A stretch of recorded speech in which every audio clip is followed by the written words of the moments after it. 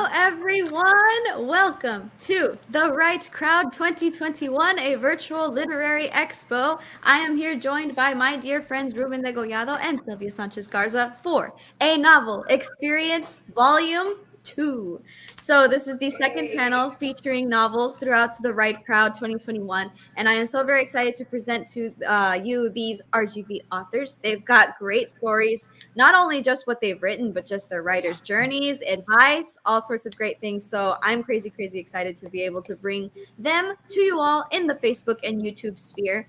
I can see our numbers climbing and someone's already put a heart. Thank you so very much for tuning in.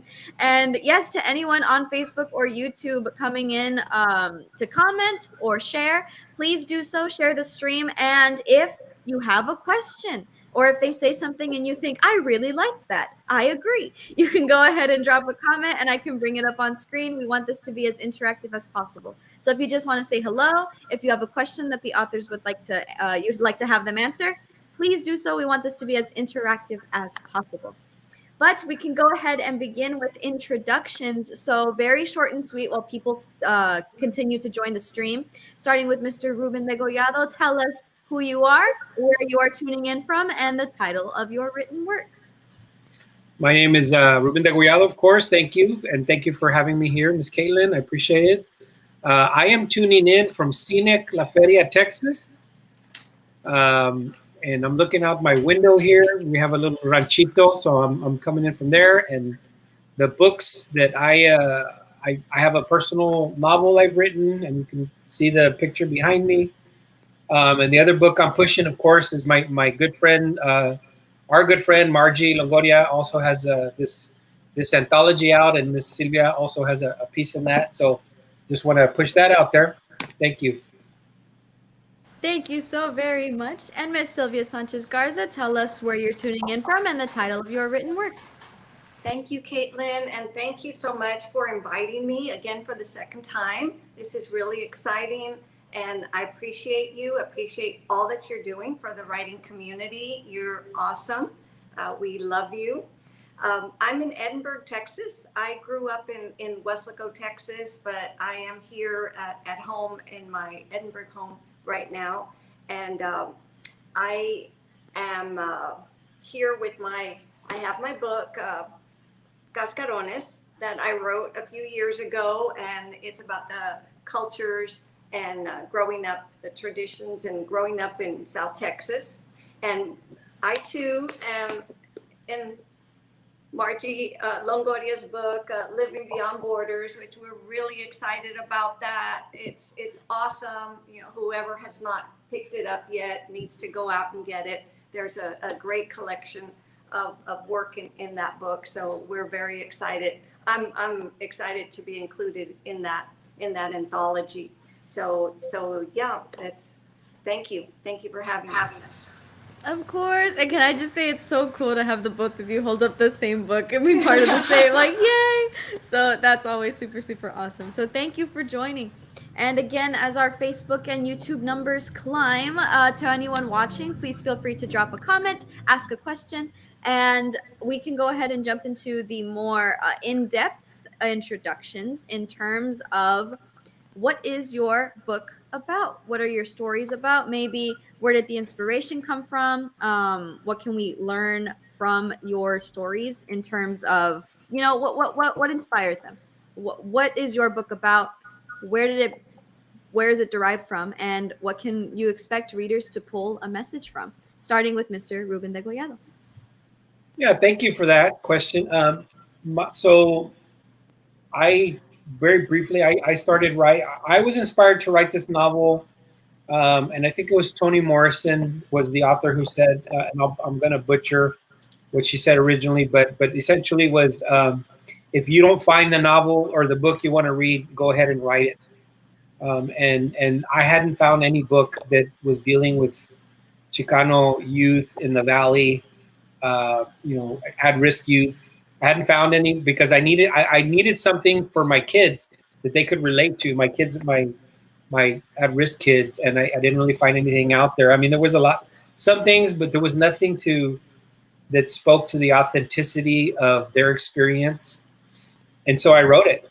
So I ended up writing this book, and I wrote it, quite a few years ago. Didn't get it published until, a couple years back, 2018, I believe. And then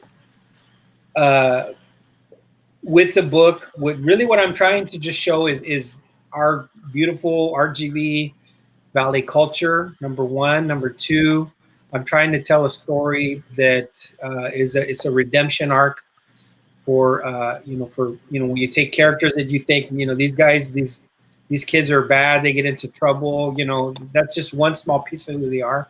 And so I wanted to really just show that no matter where we come from, what we've done, we can be redeemed. And that's really what I'm trying to do in this story.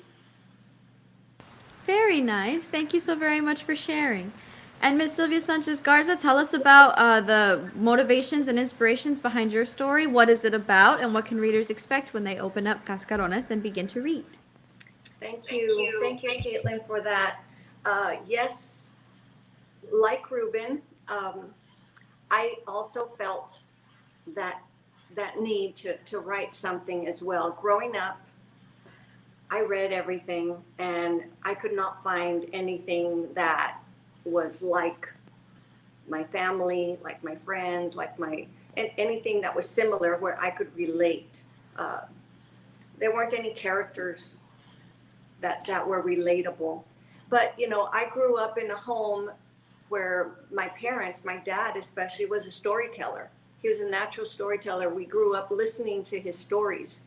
And it's, looking back now, I wish that I would have paid more attention as a child to those stories, because he was just, a walking, a book. He could tell you all kinds of stories. And thank God he was able to write those down. He published 3 books, and he became an author of 3 books. I have the first one here. I have all of them, but I'm going to show you VIPs of the Barrio, my daddy's first book. And he was my inspiration, to that I could do it too. Those stories were about when he was, what he saw when he was growing up. So I felt, well, I can do that about my experiences as, when I was growing up. So my book is more, things that I experienced having to do with our family, our traditions. It is fictional, but it's based on the family and traditions of growing up here in South Texas. So it's relatable. And it's not just about Easter, even though the title is Cascarones. It's about different traditions that we have here in South Texas. And I think it's really important, that we get our stories out there, that we share our stories, that we are able to, that our kids are able to find, like Ruben said, those characters, that they can go to any library, any bookstore, and be able to pick out a book and see themselves in that book. So thank you, Katelynn. Wonderful. I love that very much. Thank you so much for sharing. And so again, to anyone on Facebook or YouTube tuning in, hello, thank you for watching. And if you'd like to ask a question or just say hello, please drop a comment and I can bring it up on screen. We can interact, we can answer any question that you may have. And I'm very, very excited to continue on. And my next question deals with the balance between writing and other things going on in our lives and occupations, because I know it can be difficult when writing isn't your full-time career, but it's a passion, right? And you write because you want to and you want to share the message. So my question to you all is, what is your occupation or other things that you do in your life, and how do you balance that with being a writer and being an author? So starting with Mr. Ruben Degollado, what do you do and how do you balance that with being an author? So in my current role, I work at Region 1, and what I do there is I'm a director of school improvement, and I lead a team of former principals, and we coach and mentor current principals in leading their schools. I help out, I do lots of different things. I help out federal program directors, and my job has nothing, 0% to do with writing. Other than I work in education, and so there's a kind of a loose connection there. But it's something that I love doing. I love the people I work with. I love getting out to the schools and helping them. But again, it doesn't have anything to do with writing. So I have to almost, my life is very, when you talk about balance, I have a very compartmentalized life. I know if you're an academic, you work in a college, like if I was a creative writing professor, those things would kind of go through and blend through. But like for me, it's very, very much about being compartmentalized. So I work my job, during the week, and then during Saturday, like I have a commitment, my family kind of understands, and they're so patient with me and so supporting. Is that Saturday mornings, I get up and I ride for about 4 hours, 5 hours there, and that's really my time. And then Sunday afternoons, right around this time, is time I spend just a couple hours at the computer, and I enjoy it. It's relaxing to me. So I have the weekends, and then for working writers that are in education, like our vacation time, and I've talked to a lot of different teachers, our vacation time is writing time. So like next week, we have Thanksgiving coming up. I'm going to sit down. I'm going to work on some stuff that I've been thinking about. Summertime comes along. I get a couple of weeks in there. So I find the time. I don't have as much time as I would like, but certainly that's how I find the balance, is really just, using whatever time I have available to me, and then just talking to my family and making sure that they're hopefully being supportive of me. And they're great. So I think that's another key piece for me. Wonderful. Thank you so very much for sharing. And again, I think it's an interesting thing when, the career doesn't necessarily have to go hand in hand with the writing. It shows if you're passionate about it, if you want to do it, you can still do it. You can still pursue other things that you love and have writing close to your heart and be an author. So thank you very much for that. And Miss Sylvia Sanchez Garza, what is your current occupation or things that you have going on in your life, and how does that balance out with writing and being an author? Thank you, Katelynn. My husband and I own a real estate company, so we have that going on. And I am a former educator. I used to teach high school English, but right now I'm a school board member. I'm a secretary of the board on my school board for South Texas ISD. And I'm also a director for the Texas Association of School Boards as well. So I'm involved with that. Yes, I'm excited about that, representing Region 1 for our kids. And I'm involved in the community as I'm with different organizations, with the Museum of South Texas, of the museum, and I'm trying to help out with my dad's library as well, and different organizations. So, but what I did do is I did it accidentally, I guess. I started taking classes during the pandemic, and so creative writing classes to kind of to keep me going during the pandemic, because that's when my mom had passed away. So I ended up doing that, and one led to another and one led to another. So I ended up getting into a creative writing program. So that kept me really busy. Yeah, doing all of that. Very nice. Thank you for sharing. And so my next question sort of derives from that. Like, I know that there are things that we do now currently in order to keep those gears turning and continue to write, and we make schedules, and it's a discipline and deadlines and things. But how did this journey as a writer begin? Was this always something present from childhood up until throughout adulthood? Did you always have that sort of affinity? Did it start with reading? And if so, when? Just, in order to start writing those stories and trekking into publishing and being an author is a whole different thing, right? But for the writing aspect, when did that begin for you? Starting with Mr. Degollado. I love that question, because it always makes me think of something else, something different. But my journey, I guess, as a writer, of course, I would say began as a reader. and I read. So I read quite a bit in like elementary, and I had a second grade teacher, and she I had a big crush on her. I'm not gonna lie, right? So I was in love with my second grade teacher, and she put out a challenge to us. And what she told us was, okay, so whoever reads the most books, and we had to do like a little reader's journal, right? Whoever reads the most books is gonna get to go with me to Dairy Queen. So she put out this challenge, and guess what I did? You Like, won. I read and read and read like a crazy kid. I read so many books that year, and then by the end of it, guess what? I won the little contest, and I got to go to Dairy Queen. But the bummer thing is that I tied with another kid named Jeff, and I'll never forget his name because he had to go. He ended up going with us to Dairy Queen, but. I've never told that story, but that was like my intro to reading was in second grade, and I fell in love with books after that. So she was very smart. She gave me this very extrinsic reward of going to Dairy Queen, but it became intrinsic, and I fell in love with books, and I just started reading so much.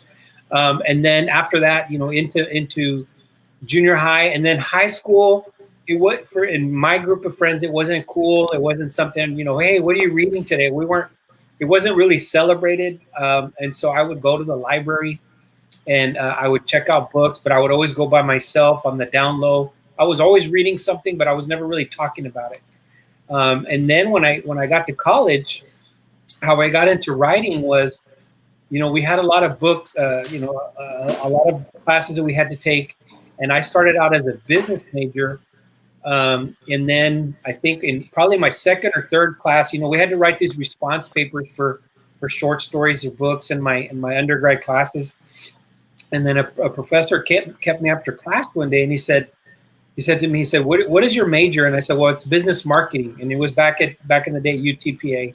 He says, what's your major? I said, business marketing. He says, why? And I had to think about that. And he said, why is that? You belong here. You belong in the English department. You're very good at this. You're very critical. You're a good writer. You have good writing skills.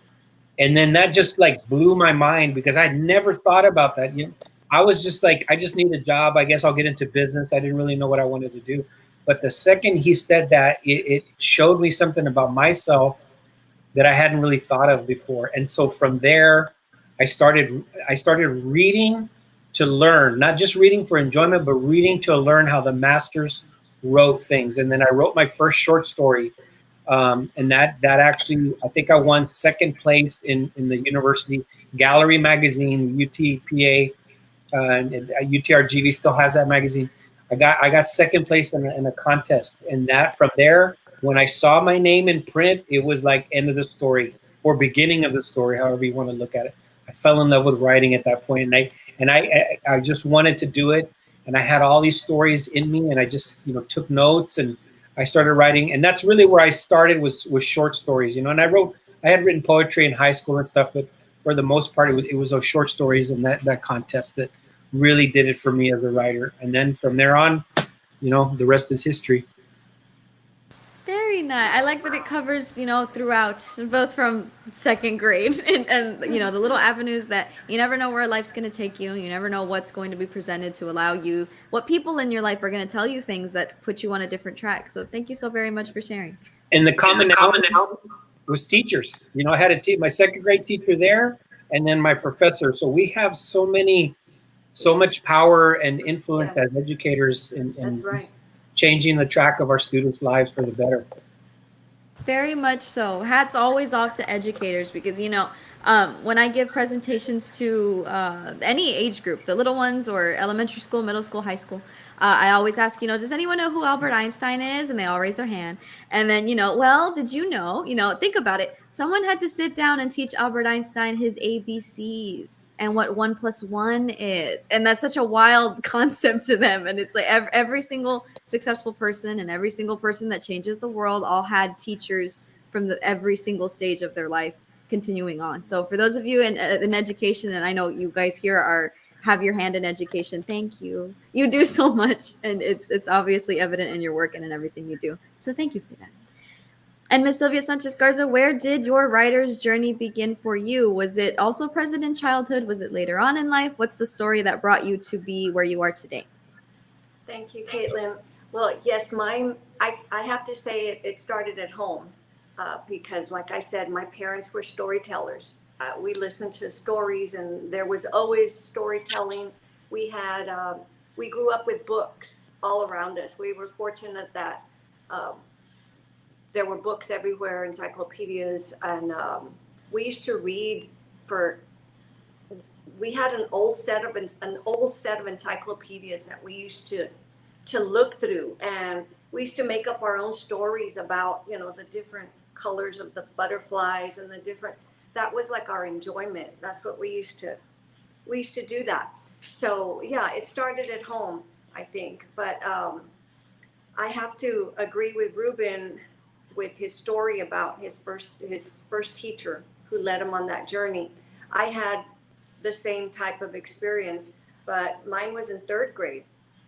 And this was when, and this was in a little bit, I think, is in my book, but we moved to Houston when I was really young, because my dad was going off to just try to get his doctorate degree at the University of Houston, because there weren't any programs here at that time.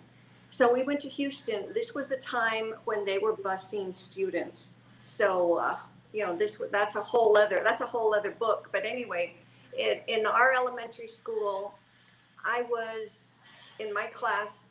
It was just me and another Mexican American student, and all of the other students were white. We had my teacher was an African American teacher, and she was the best teacher in the world. She took me in and kind of just because I was new, you know, I was a new student, and she took me in, and I remember she introduced us to Charlotte's Web, and that has always been like my favorite book. And you know, reading Charlotte's Web, that book taught me about life, taught me about love, about relationships, about loss, about friendship. So many things that I have held on to because of that first book that I fell in love with. So I owe that to Mrs. Knotts. She taught me that. She instilled that, you know, and she was able to take me in when I was new, and I was one of the different, you know, one of the ones who was like different in the school. So she was really nice about it, and that's one of my favorite books.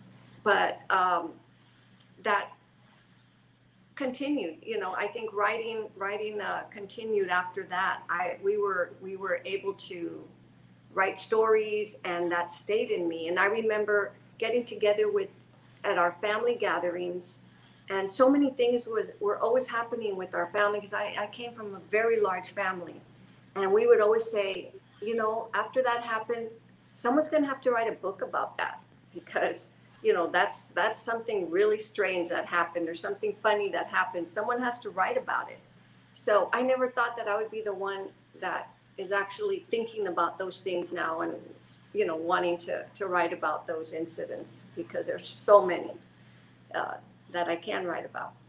So It's amazing that it starts young and the seed is planted, and then similar to what we were saying earlier, you never know where the avenue is going to take you and what's going to come of that. And I know that especially you all, there are stories to tell that are some people who haven't experienced it, or aren't from the culture, or aren't from the country, or don't speak the language. These are still stories that need to be shared, especially with people who don't know, in order to have that, you know, window look in. I know a lot of times we read to escape and have that magic and, you know, fantasy and fiction and stuff like that.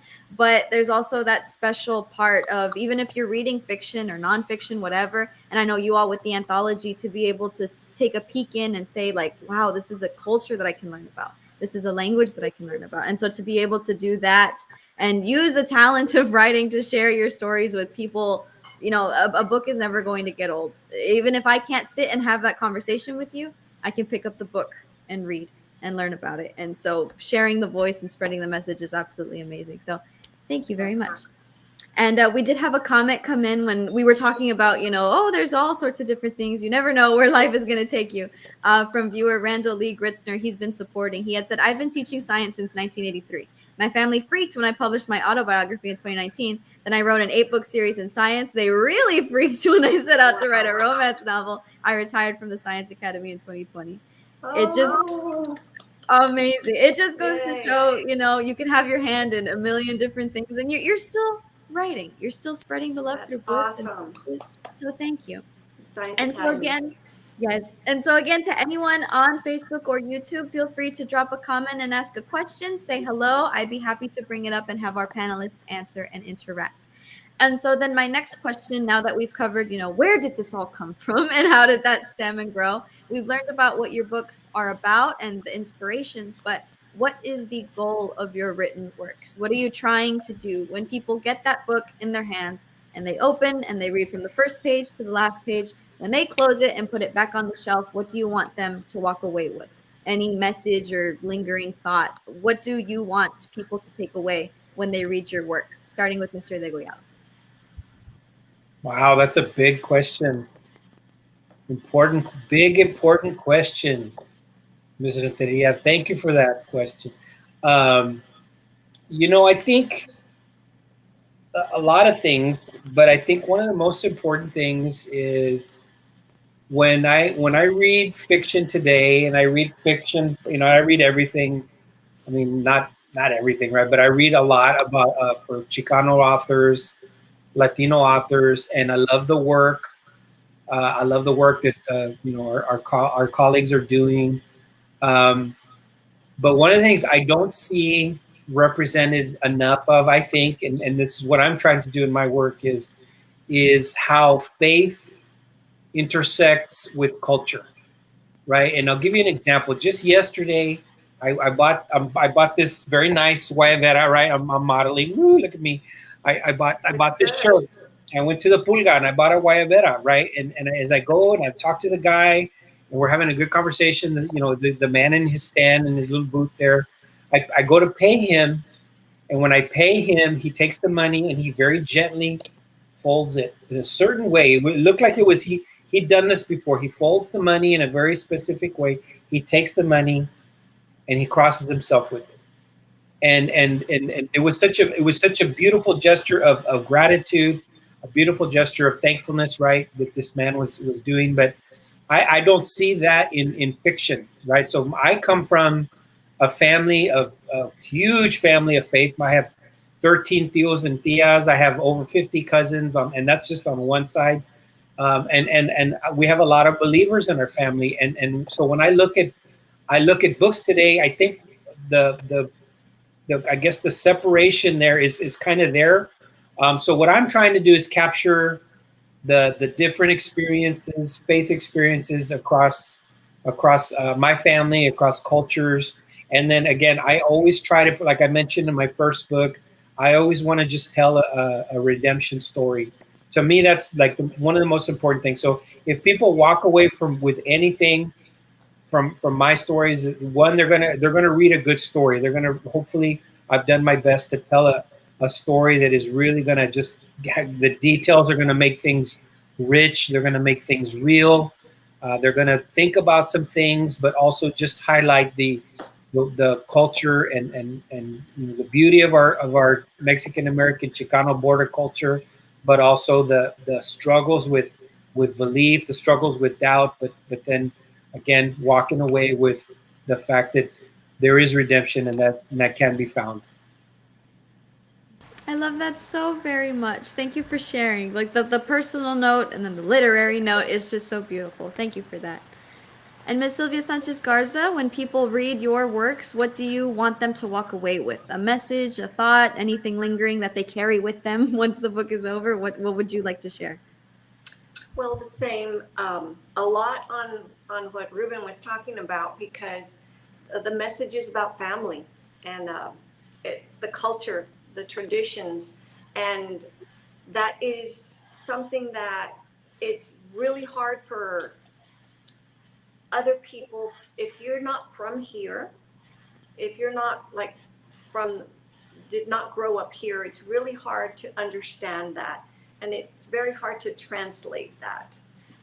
Like, for example, I had a hard time explaining, like, I'm going back to this with the short story I had in this Living Beyond Borders. It's titled Ojo. And when they were editing that, the editors were asking, well, what is ojo? What does that mean? So it's very hard to translate some things unless you grew up with that, unless you understand, like Ruben said, that act of appreciation that we know here because we have grown up with it. We were raised with that. We understand the faith, the belief, and that love that we were raised with our families. And not that other people don't have it, it's just doesn't translate the same. It's they have it, but it's different. And to capture that in writing, that's what we're trying to do. We're trying to capture that when we write our stories. And that's something that some things are difficult to get down exactly right. For example, I have another book that is getting ready to be published right now, and it's fiction. It's fictional, but it has the same type of culture, the traditions, and family values in there, even though it is fictional. And a lot of the stuff in there, this time I made sure to put a glossary at the end so that people would understand certain terms, would try to understand, because it is so important to us. And I'm saying us as Mexican Americans from the Valley that grew up, with the, like Ruben said, with the tias and the tios. And I too come from my mom's side. We were over 50 first cousins, 50 some first cousins just on my mom's side. And then my dad's side, we had a large family, but not as big as my mom. So that was just first cousins. So we come from a large family, and those when I was growing up, those gatherings were like, everyone would go for those, for the menudo, for the tamales, for everybody would be there, and that's we don't want to lose that. We want to hold on to that. So that's real important for our kids to understand. So I love it because books absolutely preserve things. Like once it's written and once it's out in the world, it's always going to be within the pages of those covers and on the spine and all that. And then so to preserve culture and be able to share it is absolutely beautiful and amazing. And you both do a fantastic job doing so. So thank you for doing that. And so my next question would be for people who want to become writers or want to become authors or maybe want to write in the genre that you do, what advice would you give them? Either practically in terms of the writing process, publication, things to keep in mind, or maybe more in the abstract, like, well, I faced this obstacle and this is how I overcame it. So, be mindful of that. So for people wanting to write or wanting to be published, what advice would you give them, starting with Ruben?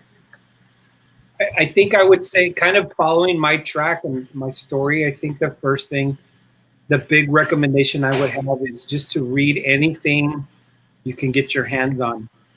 And if, like, let's say if you're a Chicano author, you're a Latino author, what I would definitely recommend is to have a narrow focus at the beginning, just to understand what's been done, read the history of other authors that have come before us, because we stand on their shoulders. Like me, it would be, I'm reading Rolando Hinojosa Smith, I'm reading Sandra Cisneros, Victor Villaseñor, and Rudolfo Anaya, Ana Castillo. I could go on. So I'm naming all these authors.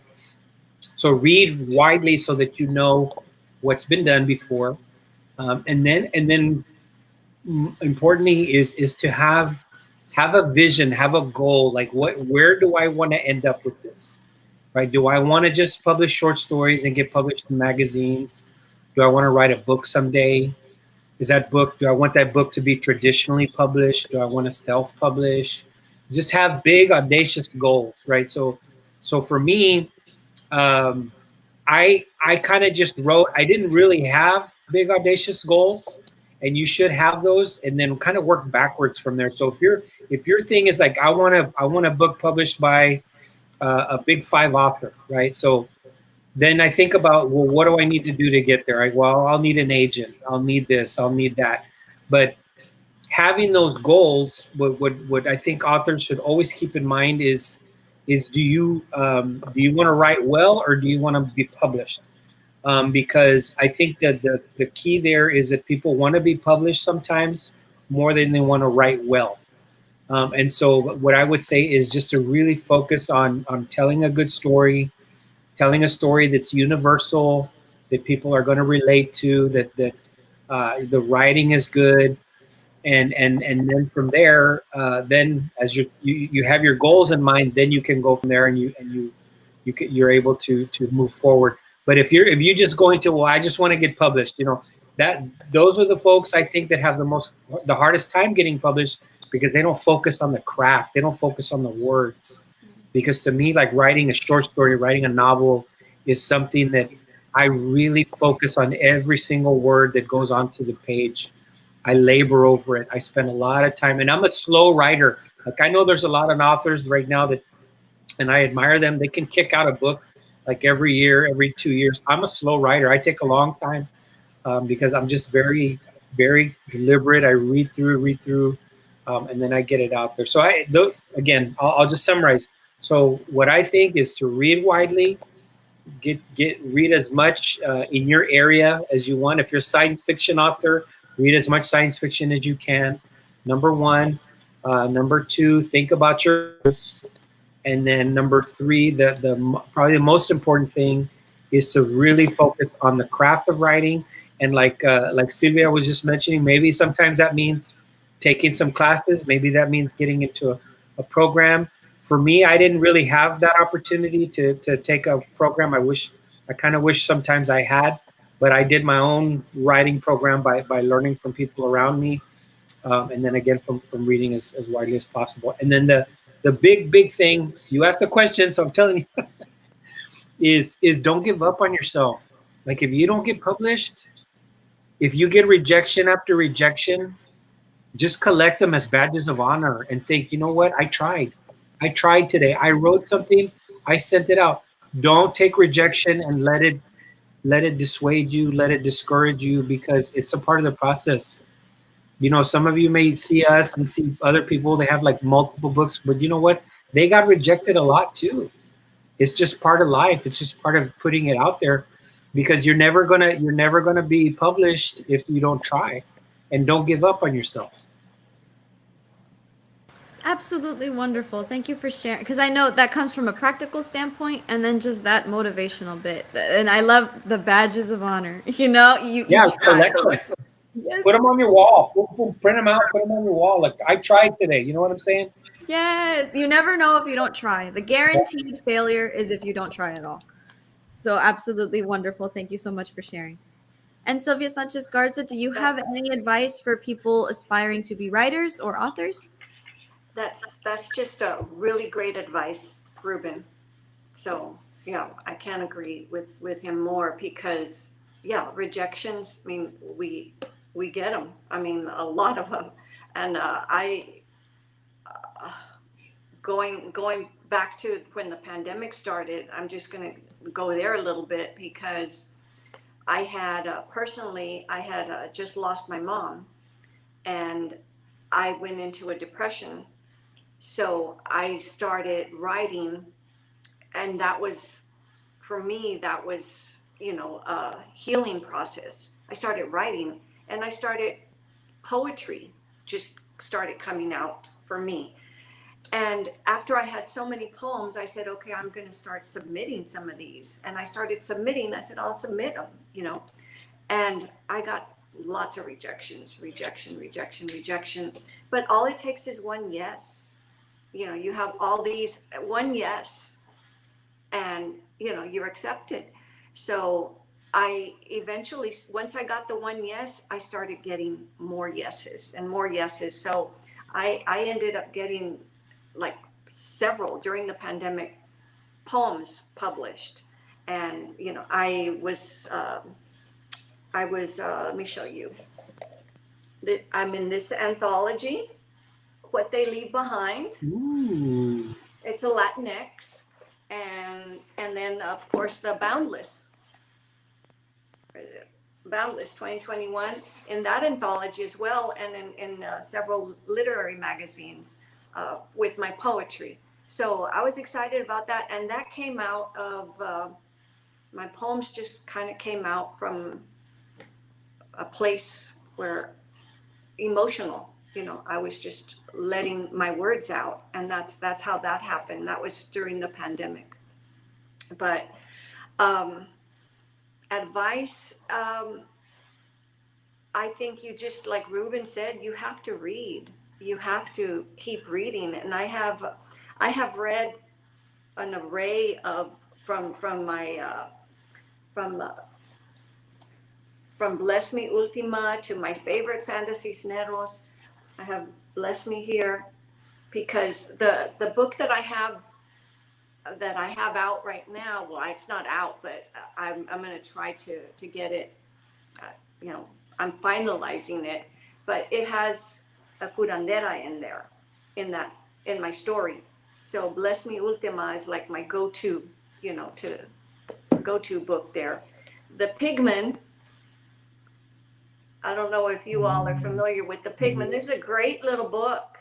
It has alternating narrators from chapter to chapter. So that's also a technique that I used in my other book. So I tried to find books that, okay, what do I want to try? And I tried to read different ones. This one, The Lovely Bones. Anyway, I'm showing different books, but you got to try to read like different ones when you have an idea, okay, this is kind of what I want to do. You got to try to find books that have that similar idea of what you want. Do you want to use like different narrators? Do you want to use like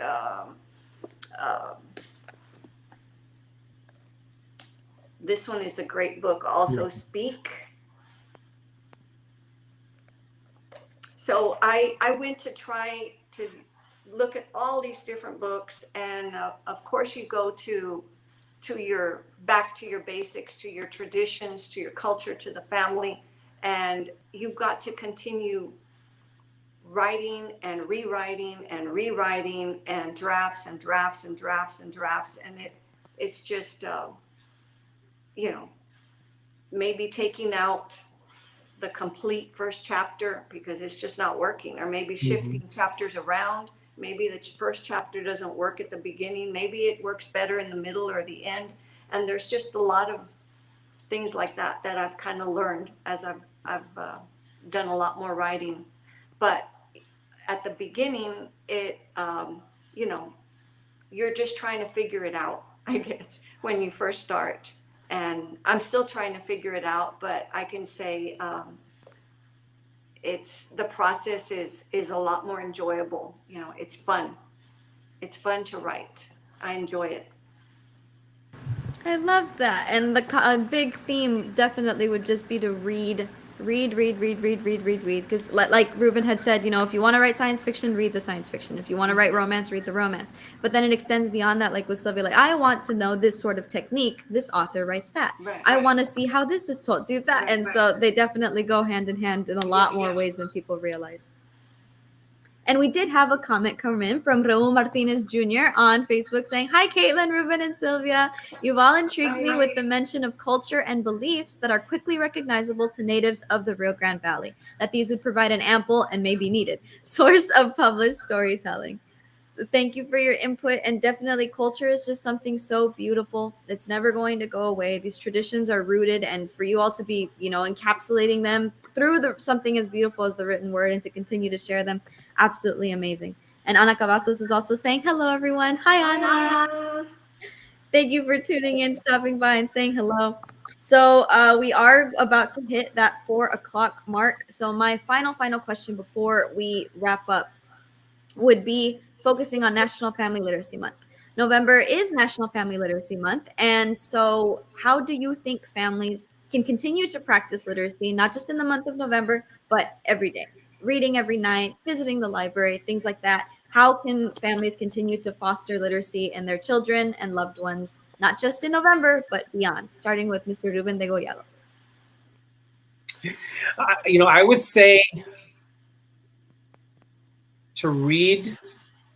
I mean, read together as a family. I don't do that as much with my older ones, but definitely my 7-year-old daughter is. We try to read every night or every other night. We'll pick a different book. The other thing that I think is really cool is instead of going, think about the places you go to spend time with your kids, right? So as a parent, one of the things that we do, and it was hard during the pandemic because definitely libraries were shut down, but I try to make it an event. So, hey, what are we doing today? So one of the things that I'll do is we'll go to Barnes and Noble. And I will never, I told my kids, I said, I will never tell you no when you want to buy a book. If you want to buy a book, I mean, I'm going to tell you no on other things, but if you want to buy a book, I will never tell you no. And I'm blessed and fortunate that I'm able to do that. But that doesn't mean, that it has to be a bookstore. It can be the library. It can be spending time there, just making a day of it, and then having conversations about what you picked. What was the choice that you made? Why did you make that choice? Why did you pick out that certain book? So those are just a couple things. And then the other thing too is just to talk to your kids, because kids watch media, right? They're on YouTube, they're watching shows or what have you. But one of the things is just to talk about story. You can translate that into literacy, into having conversations about what kids, the story arc, what's the movie that you watched. Let's talk about what happens at the very beginning. Let's talk about the challenges that the character had, and then making connections. So that's one of the things I would recommend to you. Even if it's not books, you can always make that connection with story, and then making a connection to a similar story that you may have seen in a movie. Like if you're watching a sci-fi movie, there's a book I know that has such and such elements, so you can make that connection and tie it back into reading. Thank you so very much. Wonderful. With the family and then making the connections, absolutely, absolutely true. Thank you for your input. And for Ms. Sylvia Sanchez Garza, how can families continue to practice literacy, not just in the month of November, but every day beyond? Yes, I think it's important. Thank you, Katelynn, that families do that every day. I think that, from since the baby's in the womb, that the mom and the dad and whoever, the children, whoever's around, be reading and listening to the stories, because that's important. They need to pick up on that. And if it's just part of normal everyday life, that's part of what they pick up on, and that's important to them. If they see books all over the house, like in my house, they're everywhere. And that was like, what I had at my house growing up also. They're just everywhere, in it, in every room, in the kitchen, whatever. Then they're going to pick them up. The kids will pick them up and will ask about them. But it's important that you read together, and that you ask them about the books, and that they are read, like Ruben said, as a family, that you do have those outings. I think we have amazing libraries here in the Valley. We're so fortunate that our kids, so many of our kids here in the Valley, the libraries are such a place that they can go to, that they feel comfortable, and that they don't have to, they can be together there. They can check out books that they want. They feel, cared for, by it. And the books are a getaway for them.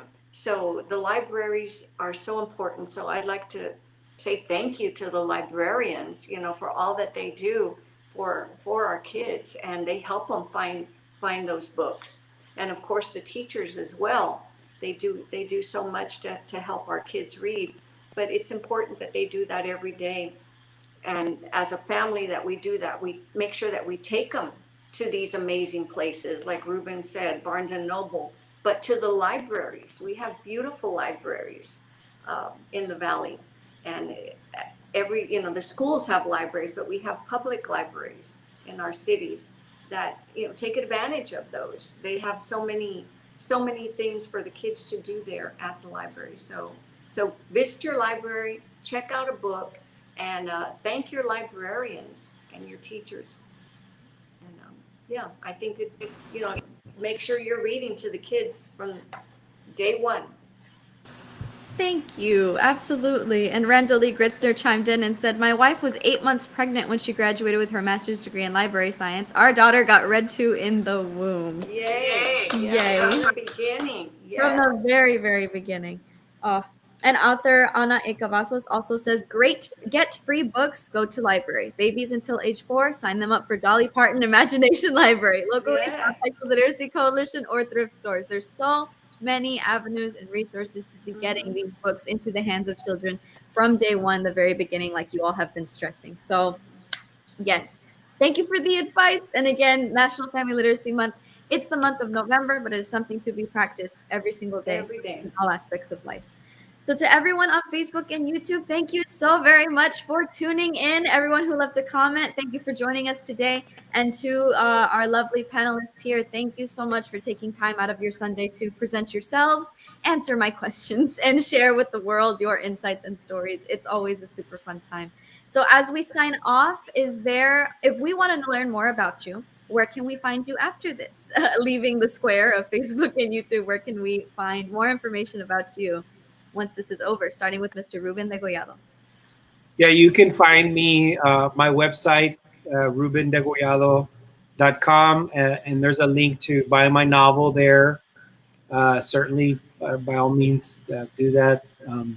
So that's my website and my socials. I'm on Facebook infrequently, but my social media, I'm on Instagram and Twitter at Ruben_Degollado, and hit me up. I want to hear from you. I like to connect with people. So yeah, definitely check me out. Awesome. Thank you so much. And Ms. Sylvia Sanchez Garza, where can we find you after this? Yes, I have my website also, sylviasanchezgarza.com. And there's different links there that you can reach me. My email, my Twitter, everything is on there. I do have a Facebook. I'm just not very active on Facebook, but I am on Twitter, and I love Twitter, so you can find me there as well. And you can email me as well. My email is, what's my email? Sylvia Garza4 @gmail.